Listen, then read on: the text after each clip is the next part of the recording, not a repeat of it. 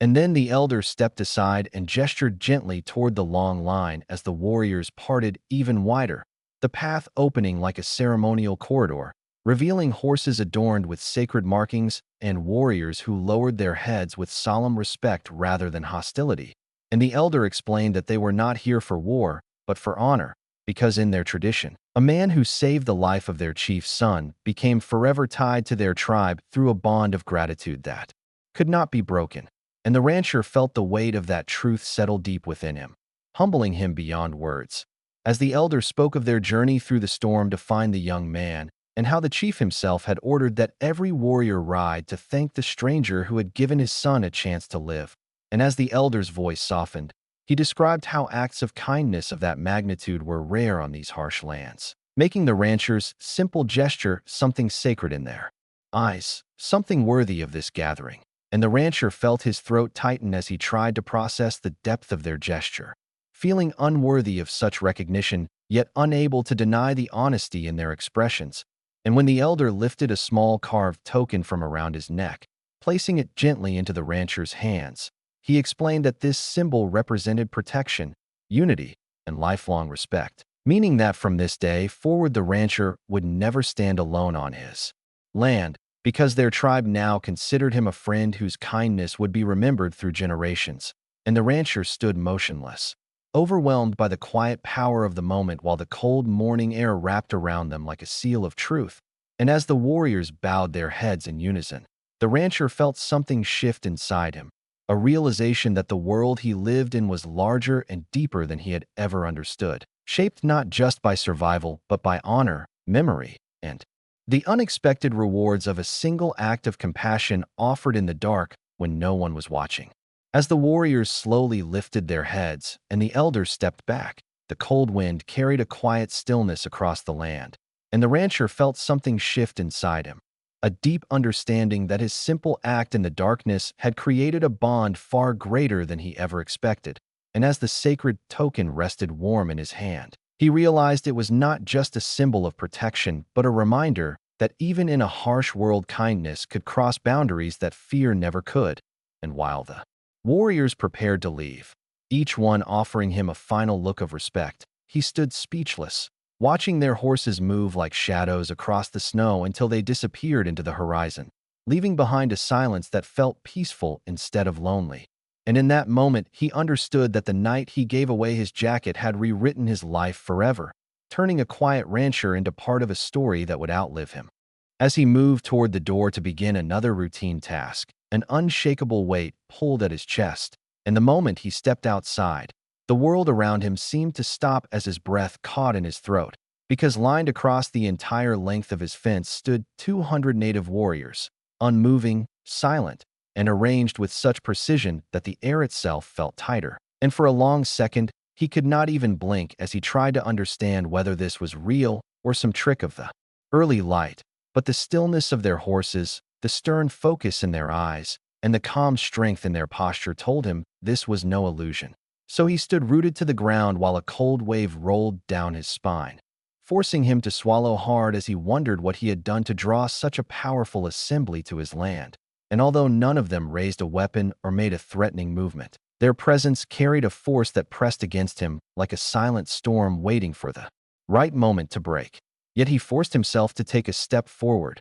his boots crunching through the snow loud enough to echo across the open ground. And every warrior's gaze followed him with unwavering attention, creating a tension thick enough to make each breath feel heavier than the last. But he refused to show fear, even as uncertainty clawed at his mind, reminding him of the stranger who had disappeared at dawn and the strange unease that had followed all morning. And now each detail fell into place in a way that made his heartbeat quicken, because he realized the visitor had not been an ordinary wanderer, and his sudden departure had not been a choice, but a signal of something larger moving toward him. Yet even that understanding did not prepare him for the sheer enormity of this sight. 200 warriors standing in utter silence, as if honoring a ritual he did not recognize. And as he approached the fence, he noticed small movements, a slight shift of a rider's hand, the soft exhale of a horse, the glimmer of morning light on carved spears. each detail sharpening the reality that this gathering carried a purpose deeper than anything he had ever faced.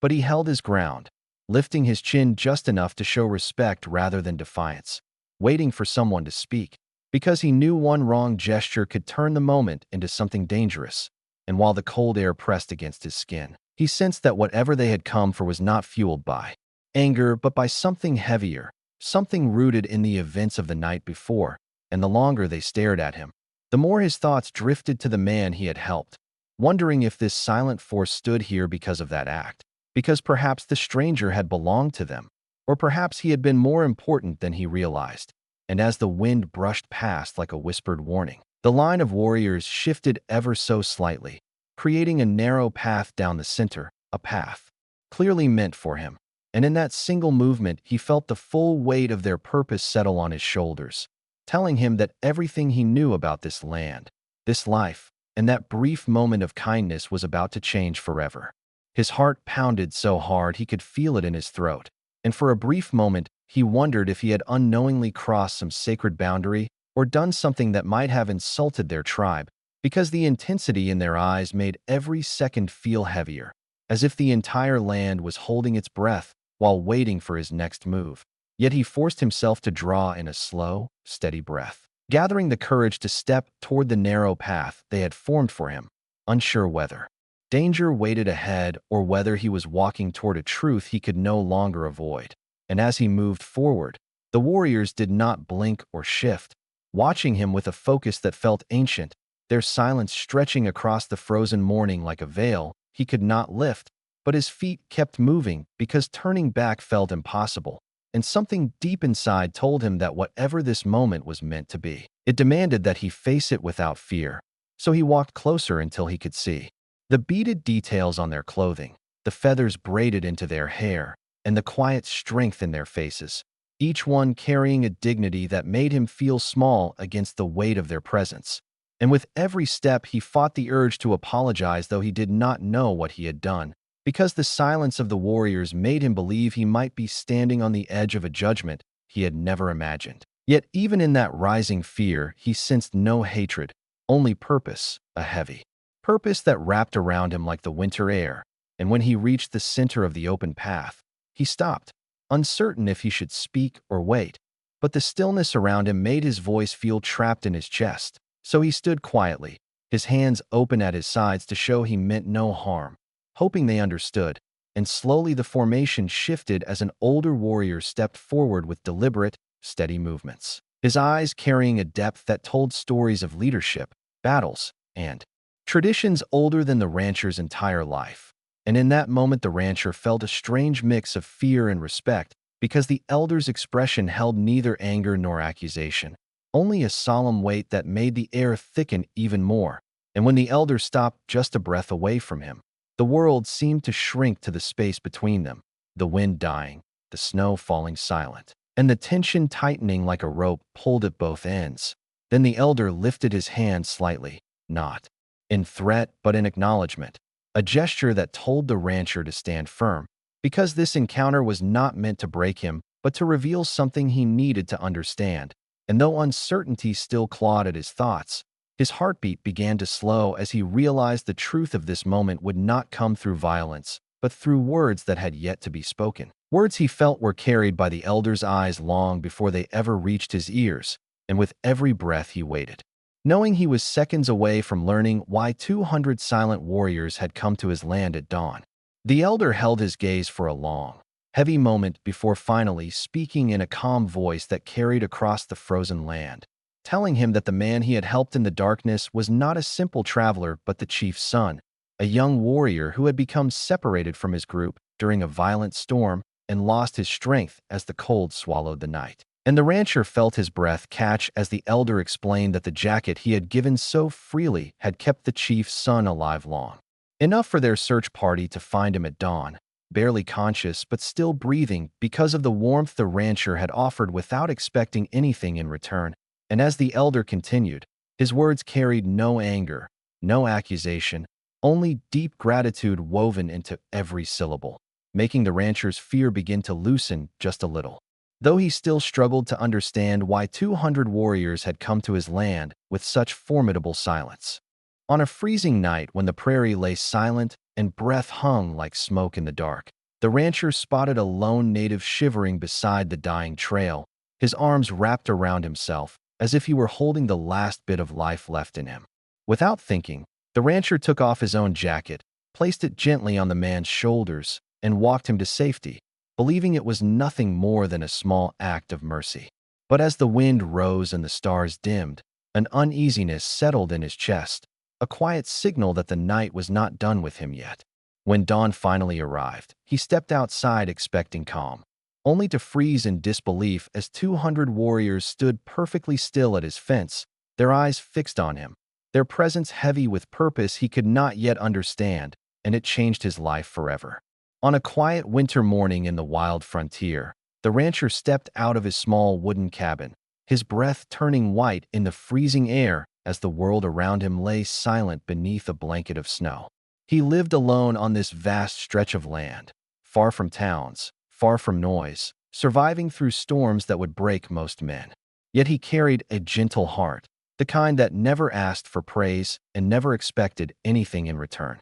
Every fence he fixed, every animal he saved, every stranger he helped came from a place of quiet kindness. But that morning felt different. The wind seemed heavier, the sky lower, as if the land itself was holding its breath. He sensed something waiting just beyond the horizon, something he could not name, and although he tried to shake it off, a faint uneasiness followed him with every step he took. The uneasy feeling from the morning still lingered as the day faded into a deep, silent night, and while the rancher tried to convince himself it was only the winter weighing on his mind, the quiet around him felt different, as if the land was waiting for something to happen. And when he stepped outside to check on his horses, he noticed a faint movement near the edge of the frozen trail, a slow staggering shape barely holding itself upright. So he walked closer with cautious steps and found a native man trembling violently in the cold, his clothes soaked from melting snow, his face pale with exhaustion,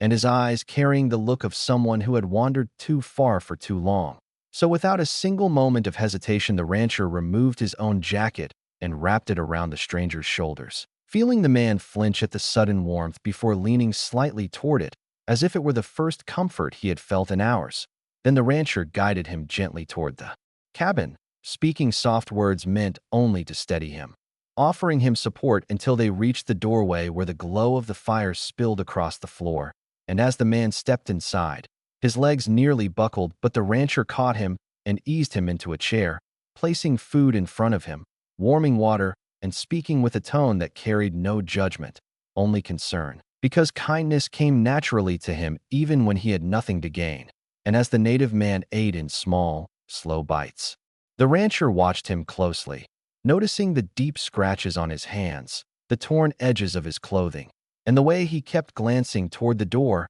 as if afraid something or someone might follow him out of the darkness. So the rancher spoke with patient reassurance, telling him he was safe here, telling him he could rest until morning. And though the man understood only fragments of his words, his eyes softened with gratitude, a quiet acknowledgement that he no longer felt alone in the cold. Then slowly the exhaustion pulled him under, and he fell asleep against the warm light of the fire while the rancher kept the room bright, adding wood to the flames so the freezing night could not touch him again. And as hours passed, the rancher began to wonder who he truly was, what danger had forced him into such harsh conditions, and why the air outside felt so tense. Yet he did not pry because compassion did not demand answers. So he simply stayed awake, listening to the creak of the cabin and the distant cry of winter winds, guarding a stranger he barely knew, unaware that this single act would pull him into a powerful story waiting beyond the horizon, a story that would rise with the next dawn and change everything he understood about loyalty, honor, and the silent debts carried by the land he lived on. And while he watched the flames dance across the wooden walls, he could not imagine that hundreds of unseen eyes were already searching for the man he had just saved. As the first pale light of sunrise crept through the frosted window, the rancher rose from his chair, stretching his stiff back after a long night of silent watch. But when he turned toward the spot where the native man had slept, The blanket lay empty, and the faint warmth that remained on the fabric was the only proof he had ever been there. So the rancher stepped outside quickly, calling out once in the cold air, yet no voice answered. Only the soft whistle of wind moving across the open land. And when he looked down, he saw a single trail of footprints leading away from the cabin. Each step pressed deep into the snow as if taken by someone still weak, but determined to leave without being noticed. And though the rancher wanted to follow them, something in their direction told him the stranger had chosen solitude for a reason. So he stood quietly, watching the path fade into the distant white until the marks blended with the untouched plains, leaving him with a strange heaviness he could not erase, because the man's sudden disappearance felt too deliberate, too silent, as if he had vanished into a world the rancher did not belong to. Yet he brushed off the unease and told himself the moment had passed, believing he had simply helped a lost traveler who wished to move on without troubling him. But the memory of the man's fearful glances lingered in his mind and made the air feel thicker, as though something unseen waited just beyond the ridges of snow. Then he returned to the cabin and added wood to the fire, trying to quiet the questions that rose in him, wondering who the stranger really was and what danger had chased him into a night so cold it could have taken his life. But as the flames grew brighter, the rancher forced the thoughts aside and focused on his morning chores, checking the horses, hauling water, and moving across the land with the steady rhythm of someone used to hardship.